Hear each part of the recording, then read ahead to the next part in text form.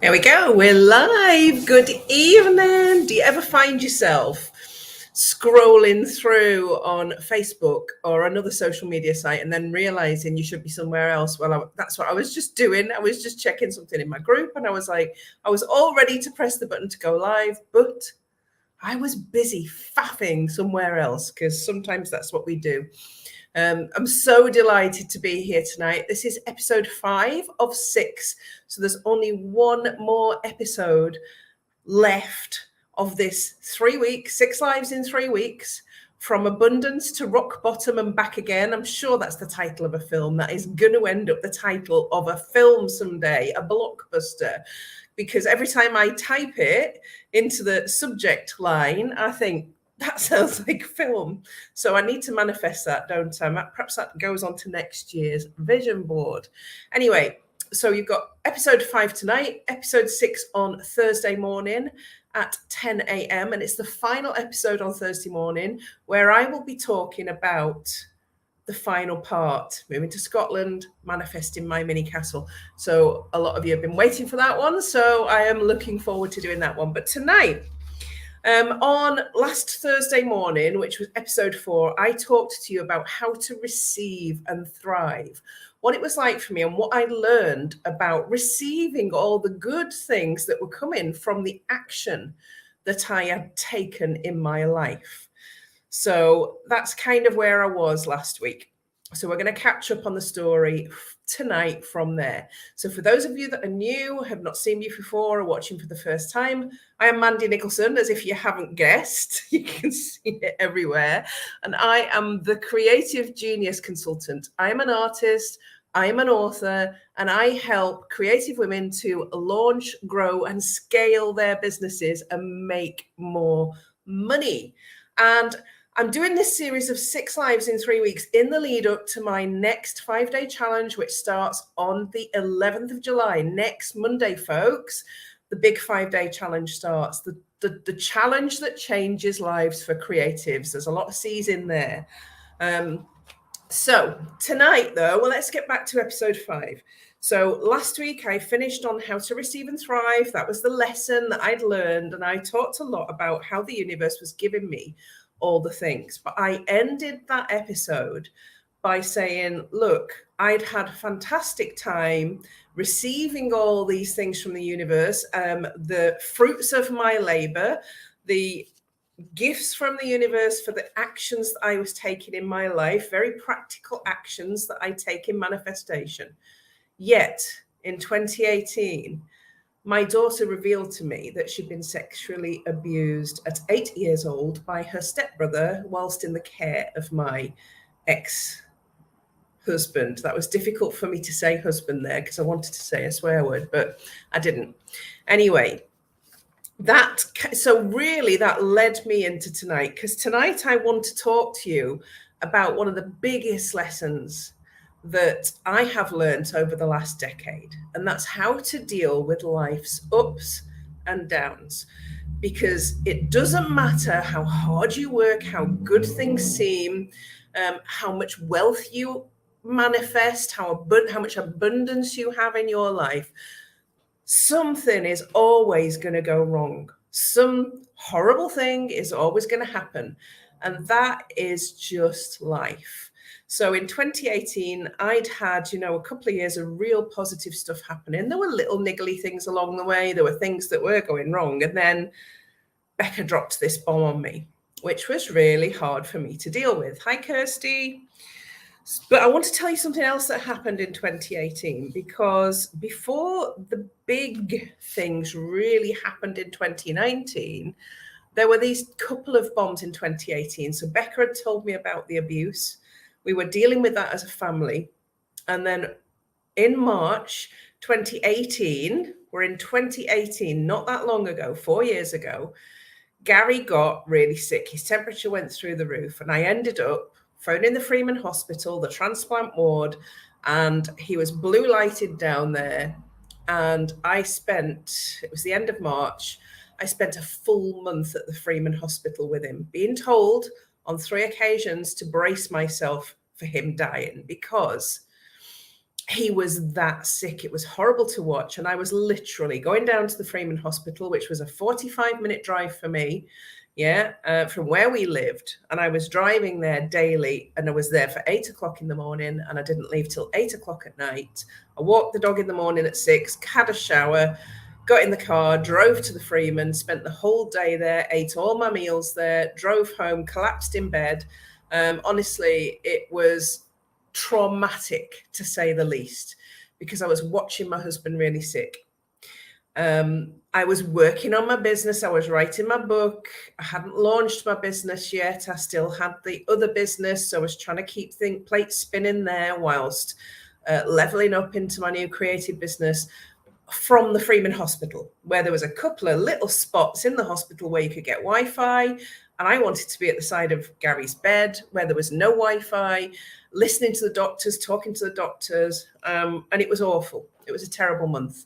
Also exhausting, sitting in a hospital for 12 hours a day. By the time I got home at night, my ankles were swollen because you're sitting and it's hot, and you're not walking around as much as you were or getting the exercise. So, when I say life throws you curveballs, it really does. So in 2018, I was absolutely certain I was going to lose Gary. And I didn't. Even though they told me to brace myself and that he was going to die that night, I didn't.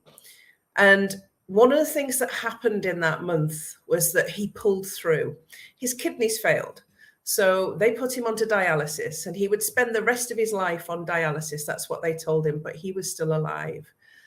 And as he was getting ready to come out of hospital and come home and get into a dialysis routine, we sat in the hospital and he held my hands and he said to me, if you hadn't been here every single day, I'd have given up. And I just want to say thank you for never leaving my side. This is really difficult for me to say, for never leaving my side, for believing in me, and for giving me a purpose to keep living.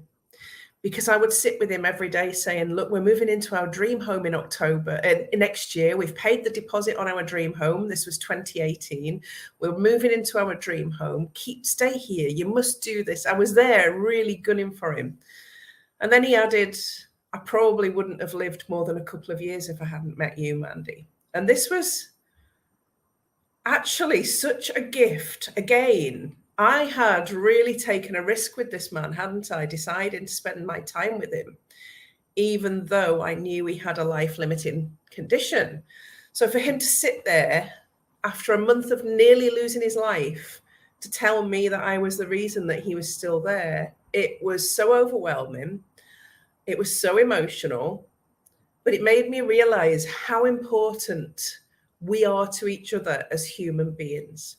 And it doesn't matter what happens in life, as long as you surround yourself with good people, with genuinely good people who you genuinely care about. And one of the pillars of life I talk about a lot when I talk about my perfect square is love, health, wealth, self-expression, but love. Doesn't have to be romantic love, but isn't it important to have good relationships in your life? It makes everything else worthwhile. So when I'm talking tonight about how to manage life's ups and downs, that's what matters. The people, the bricks and mortar, the wealth, it matters because it allows you to do more and help more people. But when it all crumbles away and when everything else is gone, all that really matters is that. So when I'm talking tonight about life's ups and downs, that's the core message that I want you to receive tonight. That working on that pillar, that love pillar, the relationships in your life, your friends, your family, your romantic partners, the people in your network that you care about, the clients that you work with, the people that you sell things to, relationships are everything, everything. And they will get you through life's ups and downs. So we got Gary home at the end of April 2018, and we continued to focus on our dream home. I knew it was so important at that point to keep the focus on our dream home, on me stepping back into my creativity, and everything we did after that was so spontaneous but so focused. We'd picked our dream home. We were going to the show home every single weekend, and I was trotting up with mood boards for every room. Gary thought I was mad, but I was creating mood boards for every room. And everywhere we visited and everywhere we went, we bought a piece for our dream home. So when I say a piece, we bought a dinner service, we bought art, we bought antiques, we bought pieces for each room based on the mood boards. And this was about not only creating vision in the home that we were going to buy, knowing what it was going to look like, but feeling it. And when you're feeling it, it's actually piecing it together piece by piece. So in learning to live with Gary's health issues, we created some real purpose and passion in our life. And he became quite passionate. He would come home with wonderful things that he'd found, and he knew that the kitchen diner was going to be blue. I had a painting that I had as the central point, and we were picking the blues from that, blues and golds.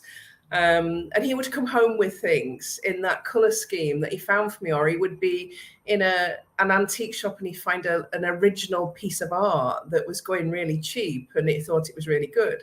Now, he'd never done that before, and that was wonderful. That was wonderful for me to watch. Creating a real passion and love for everything that you do is really important. That's also how to manage the ups and downs of life. So as a family in 2018, we faced dealing with Becca revealing, being abused as a child and almost losing Gary and him making it back out. And when he made it back out of the hospital, he was then on dialysis 3 days a week. So we could no longer go away unless we organized dialysis where we were going on holiday. So he finished his dialysis on a Thursday, we had Thursday, Friday, Saturday, Sunday, and he was back at dialysis on a Monday. So we either had lots and lots of long weekends, or we'd go away for a week and we'd have to arrange dialysis where we were going. So Gary had dialysis in Inverness, he had, dialysis on the west coast of Scotland in Dumfries. So that's okay. We managed all of that, managed the changes because he was still alive. And then we went to 2019. The clock ticked over into 2019, and this was the really big year. 2019 was when I was ready to step back into my creativity fully. And I made the decision that I was going to leave everything else behind and I was going to launch this creative business. I started writing my book in 2019. And I was working with a premium coach in 2019, and I invested £10,000 in myself, guys, 10 grand in a premium coach to fill my skill gaps. I knew how to do business. I'd had successful businesses, 3 of them over the last 10 years. I did not know how to do that and translate it into the online world. I needed to learn that. So I invested in the person I thought that would be able to help me to do that. And that was £10,000. And Gary nearly fell off his seat when I told him. He really did. He nearly fell off his seat, but it was my money and I invested that.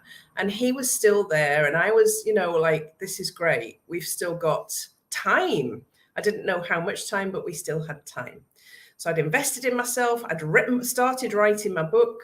Everything was geared up and we were heading for October to move into our dream home. So 2019 was a massive year. So we did, that's what happened. Yeah, I wrote my book, self-published it on Amazon and released it on, I think, the 3rd of October, 2019. At a MIB networking meeting, I pressed the button to make it go live at a networking meeting, and everybody at that networking meeting bought a copy of the book in that minute that I pressed the button that it went live, which was just a really exciting thing to do. On the 23rd of October, we moved into our dream home that I had been able to buy for cash. So I want to, this is like the culmination of all these years where we'd had these ups and downs, where I'd been battling, where Gary and I had worked together to rebuild things, to get the businesses that I was operating, to get the savings and investments, to bolster up my pension, to earn the money for me to be able to buy that house cash. So I paid £350,000 for that house. And believe me, handing over cash for a house at that level feels good. It feels like you've won the lottery, but I didn't win the lottery because I earned every single penny of that. I saved it. I squirreled it away. I worked really hard in the businesses that I built. I invested in high risk funds, and my pension, if you remember, I set the goal of my pension being £500,000 in 2019 when I was 55. It was actually, when it was ready, when I turned 55 and I could access my pension, it was at £499,993. Was I disappointed that I didn't make the $500,000? No, because you couldn't have got much closer. So I was really, that's how I was able to withdraw enough money from that and my other savings to purchase my dream home for cash and still leave me with some substantial savings and pensions. So that's kind of where we got to in 2019. So although I'd achieved this level of success, there had still been some serious challenges along the way that we dealt with as a family. But it was at that point of no matter what came along, we were able to deal with it because it was just life. And as long as Gary was still alive, and as long as Becca was okay and able to deal with the things that had happened to her, I was happy. And I was going for our dream of moving into the dream home. So we moved in, we set it all up as per the mood boards. It looked fantastic. It was a huge, massive achievement. And you know what? One of the first things I did when we moved into our dream home was we got in, we got settled, everything was great. I had a studio at last. It was a 4-bedroom house and I had a studio. One of the bedrooms was purely a studio. The kids had great big double rooms. They were delighted. And the very first thing I did was create a vision board with a castle on it because I'm a creative. And when we achieve something, the first question that we ask is, what's next? The ideas keep coming. So that's when the castle went on my vision board. I'd achieved that level. Now I was going to go for the next big thing. Why did I want a castle? I wanted a castle in Scotland because we loved Scotland. And I wanted a castle because I love castles. And I wanted to turn it into a massive creative retreat and bring women from all over the world to work with me and to create with me and to transform their lives. So, and I wanted to launch my dream business. So at this point, I hadn't even launched my business. So I launched my business on Boxing Day 2019. So you've got massive things happening in 2019. My book is published. We move into my dream home. We buy it for cash. And I launched my business on Boxing Day. By the seat of my pants, my website was live on Boxing Day. It wasn't perfect. It was at 80%, but I launched it. And I started taking women into my signature program straight away. I already had somebody in my signature program 3 months before I even launched it. Because I was able to find someone who was ready. And that was Kerry Patterson. She was my very first client in my signature program. And then as we turned into January, I was able to start signing women into my signature program and helping them. It felt really, really good. So although there'd been some quite horrendous things happen, one of the things that I will say to you is, and this is probably my biggest lesson, in how to manage life's ups and downs, is you've got to have a big vision to be going for at all times. And when things happen in life, it's important to not dilute that vision, to not knock it back a bit, because you are still worthy of it. You can still manifest it. Just because something negative or something uncomfortable or something not very nice has happened in your life doesn't mean you have to dilute the things that you think you are capable of. And vision is just, this is where I'm going. And I'm capable of but belief. It's this is where I'm going, in the belief in yourself that you can get there.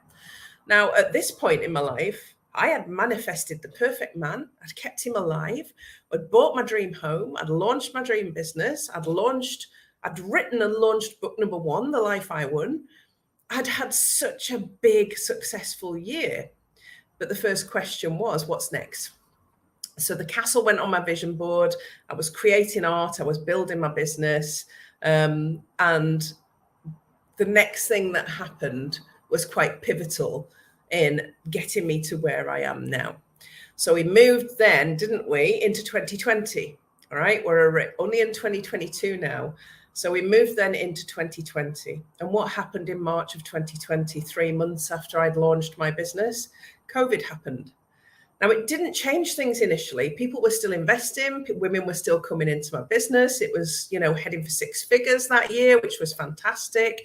Everything was going well with the business. So COVID hit. And it made me nervous because Gary was immune suppressed. And I knew that if any of us caught COVID, it would be a nightmare. So we isolated. We isolated from the get-go. I wanted to protect him. But he was going in for dialysis 3 times a week and sitting in dialysis with other people. So he was at risk just by the very nature of having to go for the life-saving treatment that he was having. And I'm going to tell you tonight what happened and how it manifested. And I'm going to say now that I'm telling you this tonight so I can get it over with, so that I can focus on Thursday morning on the big vision that I then have manifested after this happened, because this is the worst that can happen. There was a day where I'd ordered my exercise bike, the one that's sitting at the side there. It was COVID. I'd ordered the exercise bike because people weren't getting out as much as they used to, and I wanted to have something in the house that I could do a bit more exercise on. And Gary had built it for me, and it was in the garage. This was in at the end of March, just 4 weeks into COVID. And Gary had built the exercise bike, and we sat down for our dinner as a family that night, me, Becca, Dan, and Gary, with Jet at the side of us, mooching for food. And we ate our dinner, and I still remember it well. We had mince and tatties. Okay, that's how much detail I'm going to give you tonight. We had mince and tatties, and I was like, I'm going to start on the bike tomorrow. And Gary said, "What bike?"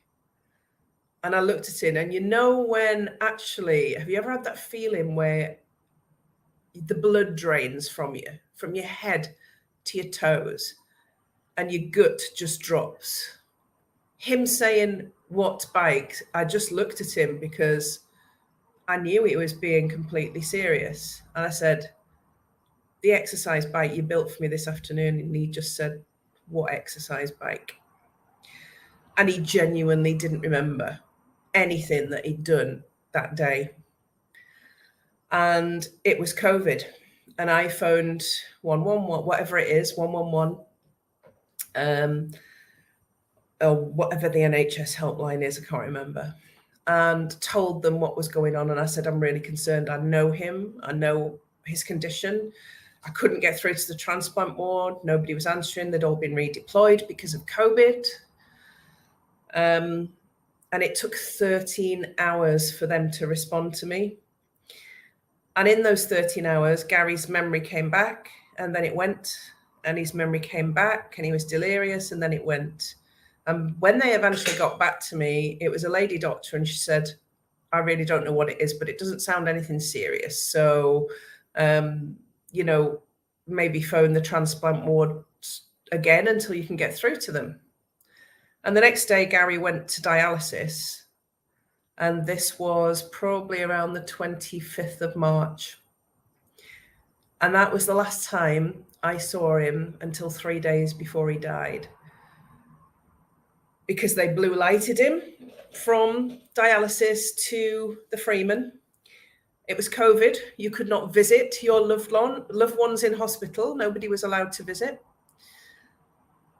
And that was it. It was just surreal. I didn't know what to do with myself, because remember, the last time he'd been ill and he'd been in hospital for a month, I'd been there 12 hours a day, every day by his side, holding his hand, making sure he was getting the best treatment, speaking to the doctors and the nurses. And all of a sudden, I couldn't do any of that. My husband had been taken away from me, and I couldn't do any of that. We would drive down to the Freeman, me and Dan, and look through the glass window into his room, that he had a room all on his own, and we couldn't even speak to each other because there was no phone signal at the Freeman Hospital. I couldn't start. I was 4 foot away from him through glass, couldn't touch him, and couldn't even speak to him on the phone. He couldn't even speak to me on the phone properly. His memory kept going. He couldn't remember who I was some days, and he could others. It was the worst month of my life. And Gary died on the 29th of April, 2020. I was with him. They called me 3 days earlier and said, can you come down now? We're going to stop all treatment and stop dialysis, and we'll let you in. So they let me in at that point. They let me in at the end. And I'm very grateful for those 3 days. I have let go. Remember when I talked about forgiveness and gratitude?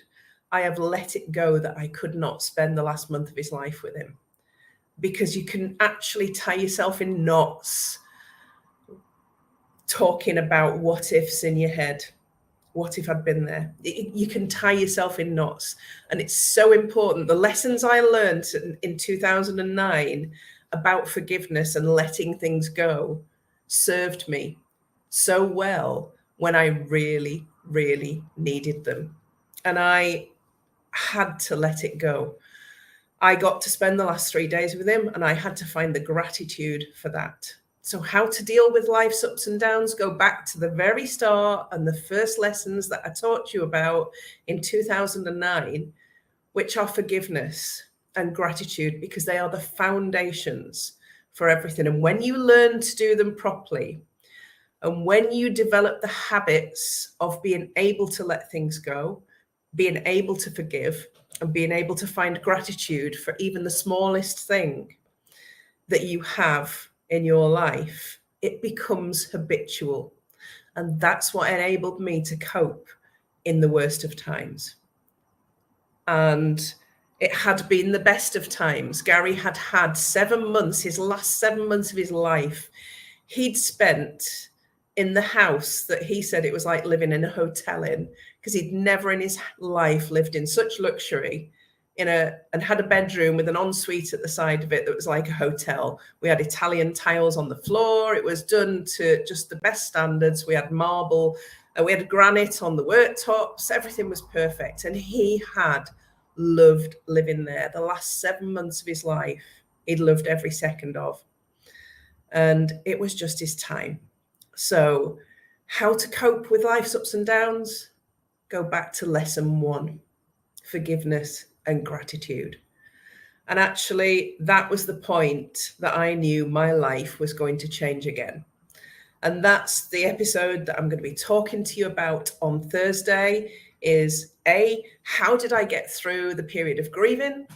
And how did I make the decision to go for it and end up in Scotland? So that's the final episode on Thursday morning at 10 o'clock. Join me then, where I will happily share with you the part of the journey that I am currently living now, because it's important to share all the bits of our journeys and all the lessons that we actually have from them, because they make up a whole jigsaw puzzle, don't they? Without some of those bits that have happened, it's not complete. And actually, there's been good, there's been bad, there's been downright difficult, there's been downright sad, there's been downright unfair, but there's also been some things happen that I have manifested that some people don't achieve in a lifetime. And that's the lessons I want to share with you. So thank you for listening. Let me know if you've watched on replay. Let me know if you've got any questions. I can't see all of your comments, so I will go back and have a look. And I will see you on Thursday morning for episode 6. And I'm just gearing up this week for my 5-day challenge, which I'm dead excited for. I can't tell you, there's something in the air. It feels different. There's something in the air. This feels big. I feel like people are ready for change and are fed up with staying mediocre. And that feels good. So I will see you on Thursday morning. Have a fab week and bye for now.